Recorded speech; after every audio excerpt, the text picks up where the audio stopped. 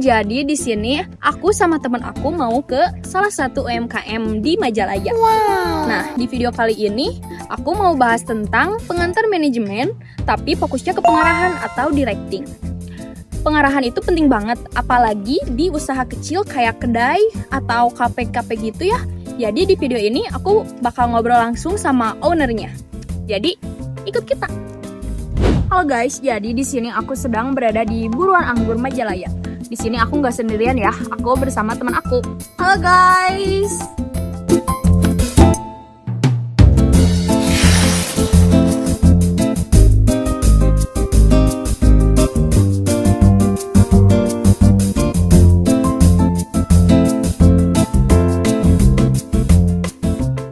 Di sini ya parkirnya luas, bisa space-nya banyak banget ya guys tuh. Ada yang di sini, ada juga yang lesehan ya guys. Sini. Tuh yang lesehan. Tuh, ini dia anggurnya.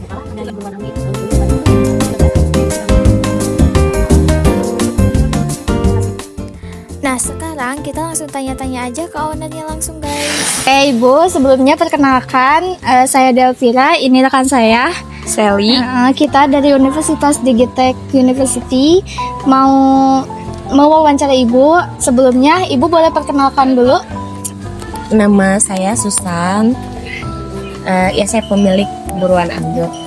Posisinya Ibu sebagai apa? Owner. Sama nama kafe ini tuh apa sih Ibu? Terus ada nggak kayak kisahnya gitu? Ibu bisa ngasih nama kafe ini dengan anggur-anggur yang imut banget gini Ibu? Jadi awalnya memang pas waktu COVID, kan memang harus di rumah kan ya. Iya. Kebetulan suami ibu suka menanam. Nah, salah satunya itu awalnya ibu pengen rumah itu biar agak gersang. Gimana caranya? Nah, mulailah belajar nanam pohon anggur. Dari anggur yang lokal, beli di jalan-jalan. Akhirnya dikembangin jadi pohon anggur impor. Ini jenisnya Ukraina dan Amerika. Jadi nggak ada kayak di supermarket, kayak di toko buah-buahan itu nggak ada. Nah, dari situ awalnya kita bikin satu pohon, akhirnya sampai hampir 100 lah ada pohonnya lebih gitu. Nah, baru mulailah bikin kayak ini namanya greenhouse. Ini namanya greenhouse biar anggur itu maksimal. Karena kan di Indonesia itu cuma 2 iklim. Iya. Kalau di negara asalnya kadang ada 4. Nah, tapi keuntungannya anggur itu bisa di Indonesia berbuah kapan saja, gimana kitanya merawatnya. Oh iya, nggak bermusim ya Bu? Kafe, bukan kafe ya, ini tempat makan lah, kedai. Ini kedai Buruan Anggur. Kenapa dikasih nama Buruan Anggur? Buruan itu kan teteh orang Sunda, jadi buruan itu kan kayak halaman.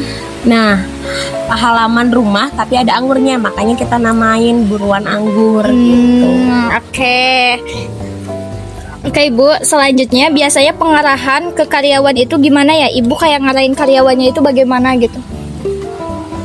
Jadi awalnya tuh nggak percaya bisa sampai seviral ini gitu ya, orang-orang pada datang dari mana-mana. Awalnya itu cuman niatnya berdiri tuh saya sama anak saya, ada 1 karyawan, 3 orang. Pertama waktu itu posting di TikTok dan ternyata viral. Dari awal buka tuh langsung viral, akhirnya nambah 1, 2, 3 sampai sekarang punya 8 karyawan. Nah, di akhirnya memang ada 4 karyawan tuh laki-laki, 4 karyawan perempuan. Jadi memang posisi tuh kalau teteh ngarahinnya semua harus pada bisa pegang boot. Jadi nggak ada kalau gini, teteh tuh kalau boot ini pegang ini, tapi setiap hari di rolling. Mereka harus bisa. Jadi kalau ada yang libur, semua itu pada bisa. Jadi pengarahan jawabnya harus semuanya. Jadi pengarahan Ibu tuh setiap hari ya kepada karyawan. Iya, jadi karyawan tuh bisa, dia jadi kasir, dia harus tahu. Jadi kita sistemnya transparan. Oke. Baik Ibu. Kalau soal motivasi, biasanya ngasih semangat karyawannya ibu bagaimana? Kayak ngasih dukungan ke karyawan, kayak kalau misalnya karyawan lagi capek atau kayak gitu tuh ibu tuh nyemangatin atau gimana? Kalau saya itu memang dari awalnya pernah jadi pekerja, owner dari beberapa bidang itu pernah. Nah kalau kuliner itu memang baru ya. Nah kalau saya sendiri memotivasinya kayak gini, dari awal komitmen kerja dia bilang kalau saya gaji karyawan itu 10% penghasilan dari dari penghasilan ini. Jadi kalau misalnya ya, kalau misalnya toko kedai dapat 10 juta, berarti saya harus gaji karyawan satu hari 1 juta. Nanti dibagi-bagi. Nah, kenapa gitu? Jadi pegawai itu biar nggak ada kata males. Nah, jadi kalau mereka capek, dia tahu gajinya pasti besar. Kalau dia gajinya sedikit, dia tahu berarti posisi kedai itu lagi sepi.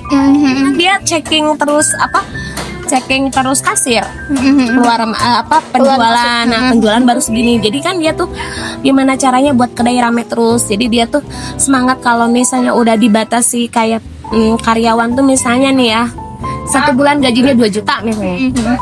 Kan dia tuh mikirnya kayak gini, mau capek mau enggak udah gajinya tuh segitu. Nah, tapi beda kalau misalnya dia target dari penghasilan 10%, dia tahu kalau banyak pengunjung dia makin semangat, pengen cepet-cepet gitu. Iya benar ibu, benar. Sistemnya kayak gitu. Beda dari yang lain ya. Oke, menurut ibu penting nggak sih pemimpin itu turun langsung menjadi contoh untuk karyawannya? Oh iya, karena nggak mungkin kalau seorang owner atau leader ya dia tuh nggak mungkin jadi leader kalau dia nggak pernah di bawah dulu. Jadi seorang leader harus bisa segala, termasuk teteh harus bisa jadi cuci piring, tukang cuci piring penjual. Jadi rolling kan, gantian. Jadi sama karyawan tuh rolling.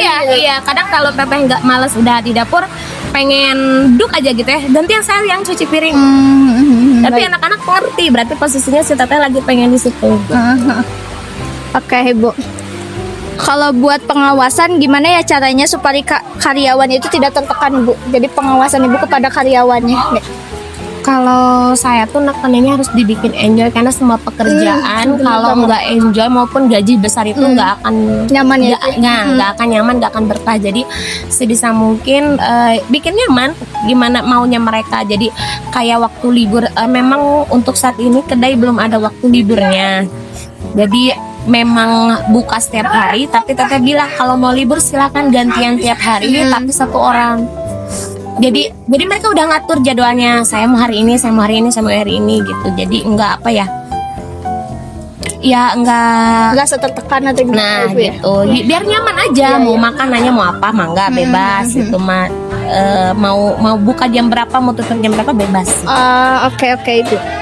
Baik, terakhir nih ibu, harapannya ke depannya buat manajemen kedai ini tuh bagaimana ibu? Harapan ibu ke depannya? Ya harapannya itu memang kalau dibilang tinggi ya, karena memang banyak karyawan yang kerja di sini. Berarti teteh itu mengemban beban besar itu ya, berarti Allah menitipkan rezeki mereka itu di teteh. Berarti teteh tuh mikir harus gimana caranya teteh harus usaha ini harus lebih maju gitu.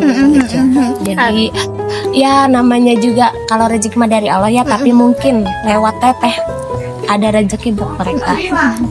Baik ibu, terima kasih ya ibu ya. Sama-sama. Terima kasih pertanyaannya, benar-benar sangat jawabannya. Sangat benar-benar bagus jawabannya. Oke. Karena tadi kita udah tanya-tanya, jadi mari kita cobain menu yang ada di sini.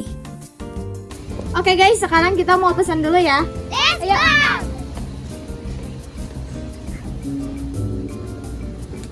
Daftarnya banyak ya guys. Nanti kita spillin juga daftarnya apa aja. Oke.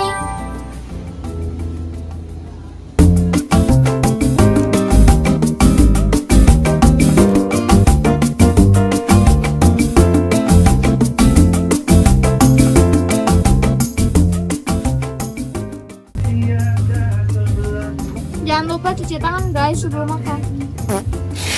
Oke guys, ini adalah salah satu contoh penerapan pengarahan langsung yang diberikan ownernya kepada karyawannya. Di momen ini, owner kedai tersebut ngasih arahan kepada karyawan mulai dari pembagian tugas, pengingat standar kepelayanan kepada pelanggan, sampai hal-hal kecil yang perlu diperhatikan hari itu juga. Makanannya udah sampai nih guys, mari kita review.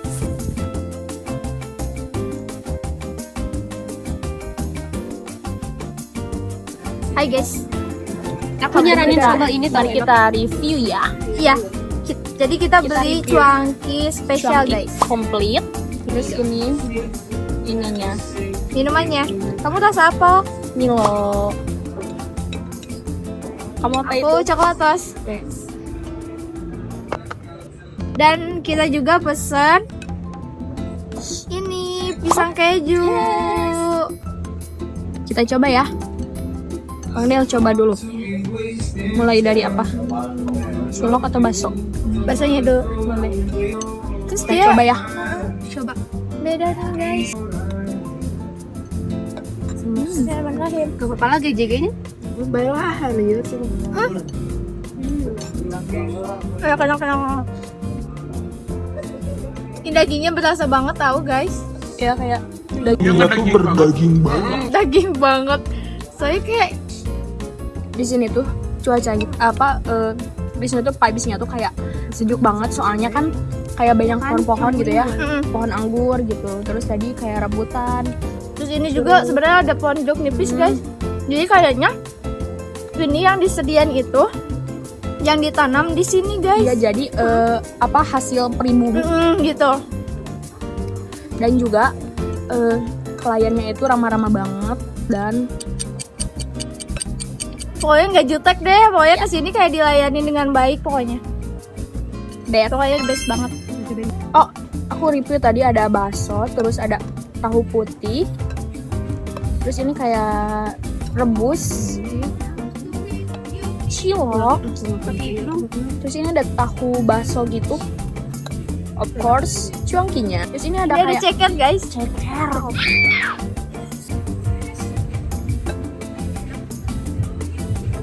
Manis. Kita coba ini apa ini Minumannya. minumannya. Aku ini pesen Milo ya. Kalau yang aku ini coklat tos. Saya ini Bang Del. Oke guys, jangan lupa kita nyobain juga makanan manisnya. Coba boleh ya, kitanya. Enak guys, manisnya pasti. Gak apa-apa lah. Bedakan ya.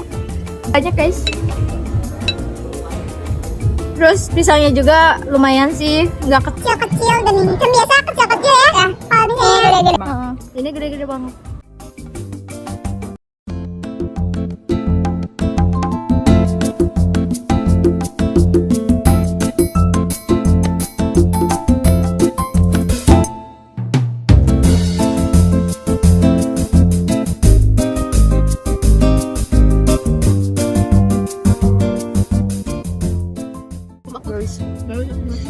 Guys, di sini juga playlistnya ya sangat enakin banget.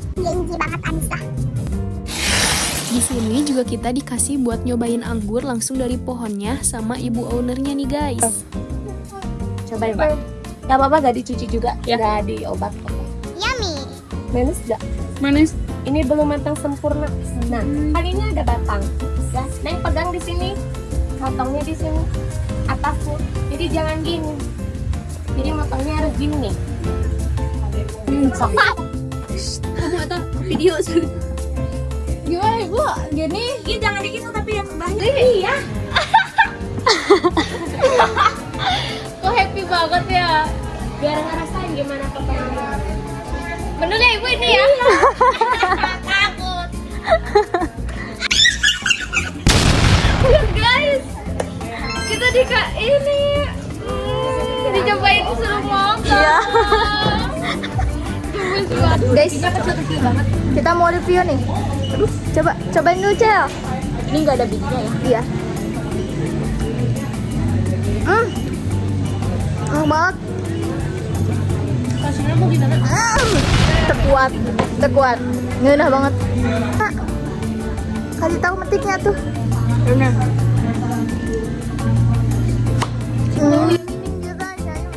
Jadi segitu dulu ya dari kita. Bye bye. Sampai ketemu nanti di vlog berikutnya mungkin.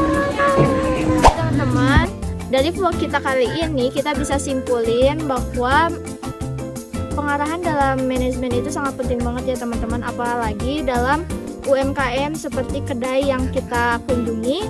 Jadi teman-teman, mulai dari komunikasi, motivasi, sampai kepemimpinan semuanya berpengaruh ke kinerja karyawan dan kepuasan pelanggan. Makasih banget yang udah nonton vlog ini, dan semoga vlog ini bisa bermanfaat untuk kalian semua. Dan jangan lupa kalian tungguin keseruan kita untuk di vlog selanjutnya. Jangan bosan-bosan ya teman-teman. Sampai jumpa.